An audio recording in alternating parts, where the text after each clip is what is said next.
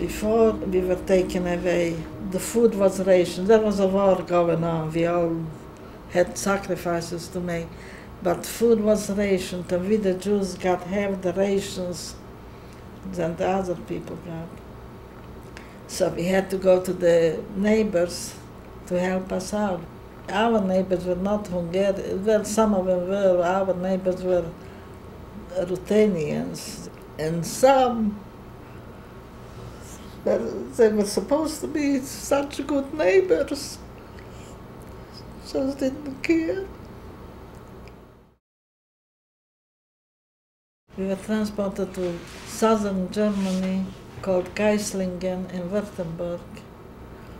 It was an ammunition factory, and we were working there for about 7-8 months. And then it was bombed.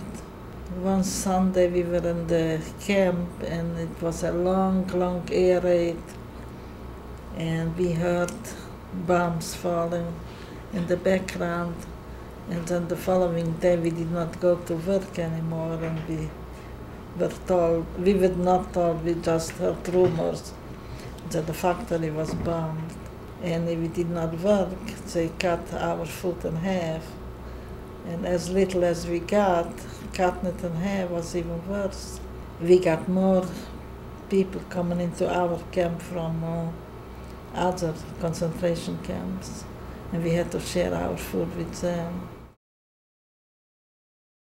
After the factory was bombed, we stayed in camp for a while, and then that was sometimes in February of 1945, and then we were taken by train to Dachau,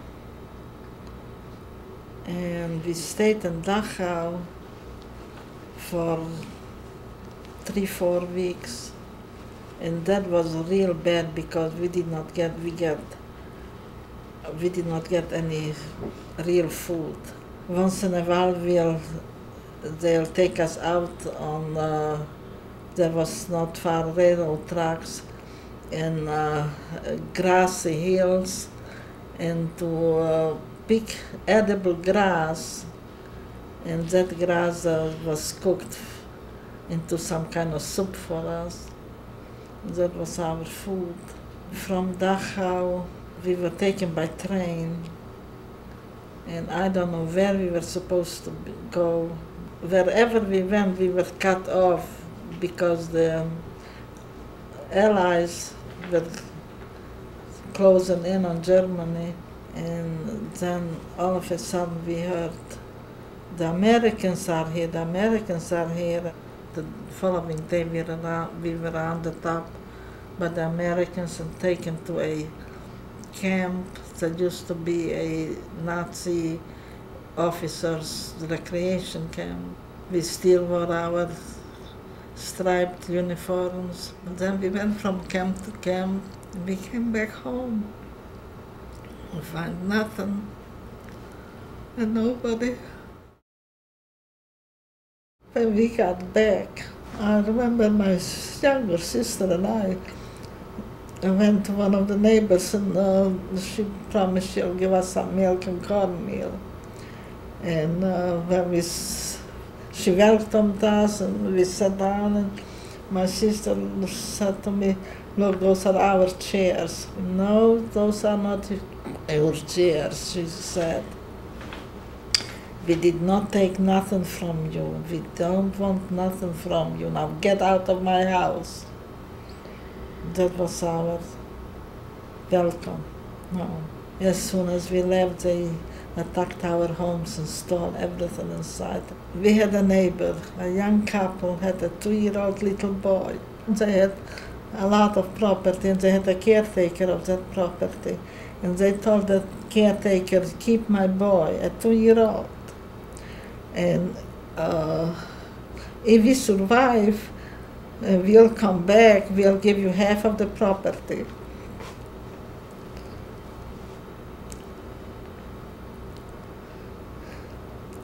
If we don't come back, then all of it will be yours. Just keep the boy. The father and the mother were lucky they both of them survived. We were taken in April, and the father came back in October of the same year and went to get his boy. The boy was dead.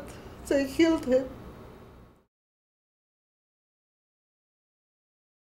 After the war, we first stayed, my sisters and I stayed at home for a while.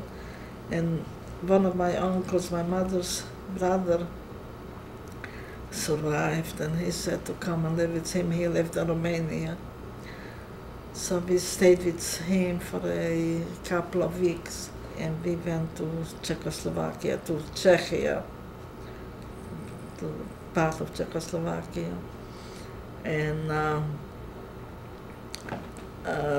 lived there for a while till 1948, when Israel got liberated.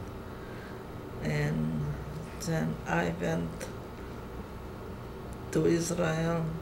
I got married in Israel, and my husband had relatives in Tennessee. So we picked up and came. We had already one child, and I was pregnant with my daughter. And we settled in Athens, Tennessee, lived there for 15 years, and then came to Knoxville. We were brought up in a very religious home. And I guess that fortified us. You know, if there is no hope, there is no life. As long as there is life, there is hope. I used to go to schools, high schools, middle schools, and talk to the children and just tell them the story and tell them to remember that the Holocaust did happen, that nobody can tell we didn't. Therefore, we leave them remembering for the younger generation, and I hope that they'll remember it.